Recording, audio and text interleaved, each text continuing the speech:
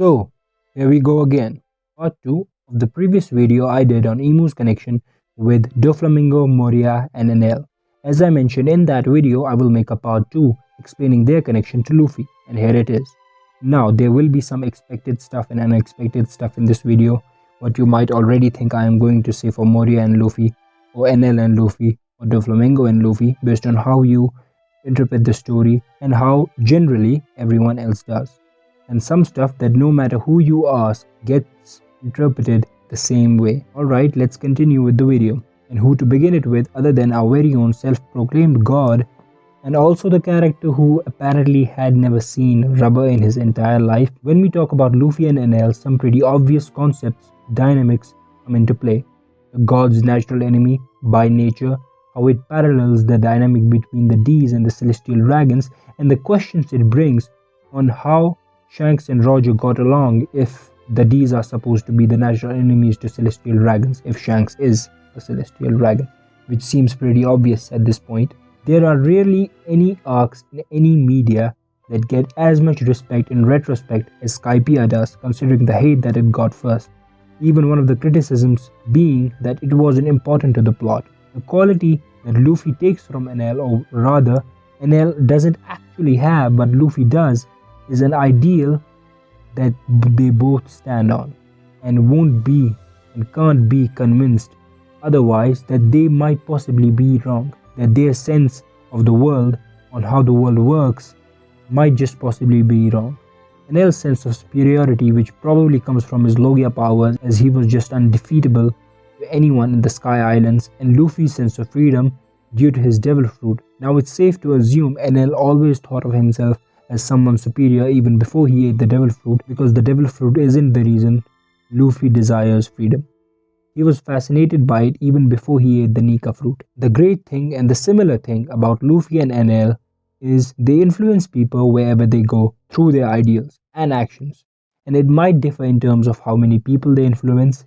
It is always clearly evident that they influence people wherever they go. Biggest example is on Enel's side, who was Enel's second strongest, and Zoro, who is Luffy's first mate. The level to which both of them believe in their leaders is clearly evident.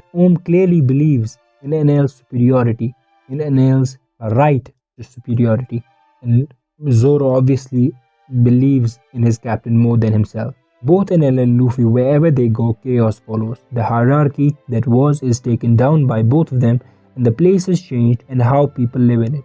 But the major difference in this is, and what gives Luffy's ideals the advantage over Enel's, and what makes him a real god unlike Enel, who was a self-proclaimed one, is evident through Roger's words in chapter 100 of One Piece. The legend begins. As long as the pursuit of freedom remains alive, adventure hope will remain. Every human, whatever road they want to take to achieve it, in the end desire freedom.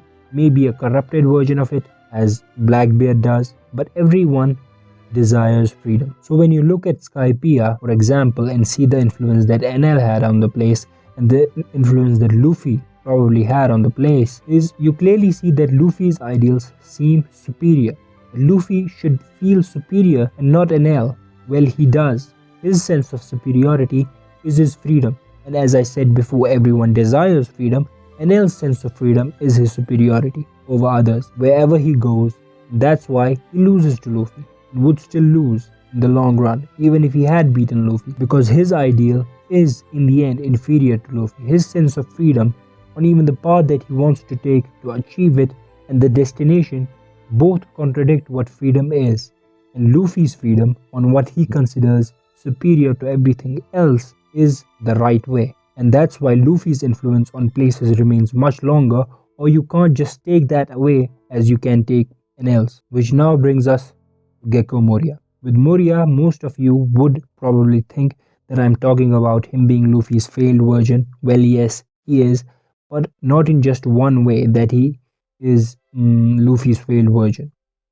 He is someone who values his friends just like Luffy does. We see that when he goes to save Absalom from Blackbeard, but he lost his friends in the New World to Kaido in his past, and he didn't have the spirit to continue, which almost happened to Luffy too, by the way. The failure of Moria is When someone wants to achieve something and they work for it through sheer will, they illuminate and inspire and influence everyone wherever they go. They are a bright light in the world, like the sun. Moria failed, his light faded.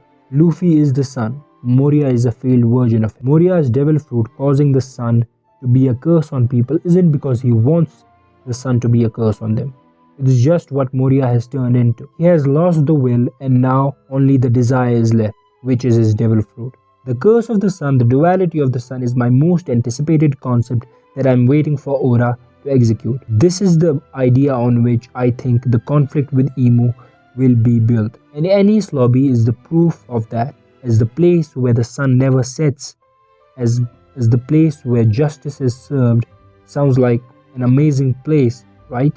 Well, we know it isn't. A place where the sun, a symbol of hope and freedom, never ever leaves you. In that place, justice is never served. That's where the huge contradictions come in. The sun has been depicted as a curse in One Piece as well as a symbol of freedom.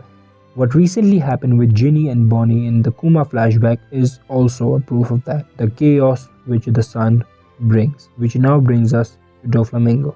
Doflamingo and Luffy, two completely different backgrounds, but both faced with situations that took away from them what they loved the most in this world and what they thought of as their birthright. In Doflamingo's case, his superiority, and in Luffy's case, freedom. Both of their reactions to people taking away their birthright is different. The way Luffy contradicts Doflamingo, I feel, has a lot to do with Luffy's dream. I don't have a concrete theory on what Luffy's dream is, but I know what its effect is going to be on the world. It's going to bring the world together. When you look at Doflamingo, what he wants to do with power after he becomes the king of the pirates and achieves superiority, which in Luffy's case would be freedom, is he wants to destroy the world, cause more chaos. As his superiority was taken away, which is a singular concept by the way, as for someone to be superior to you, someone has to be inferior or many have to become inferior. And nothing gives superiority better chance than chaos, which Emu also wants. That's why the One Piece world ruled by Emu isn't one, which probably is going to become one after Luffy's dream is accomplished. While in Luffy's case, for his freedom being taken away, he wants to achieve it back again. How he is going to do it? I don't know. The dream really, I have no theories on it. I mean, I do, but nothing that even makes sense. So that's all for this one. Thank you for the response to part 1 of this video, and I hope you all like this one too. And if you did like the video, like, comment and subscribe, and I will see you next time, hopefully with something of your interest.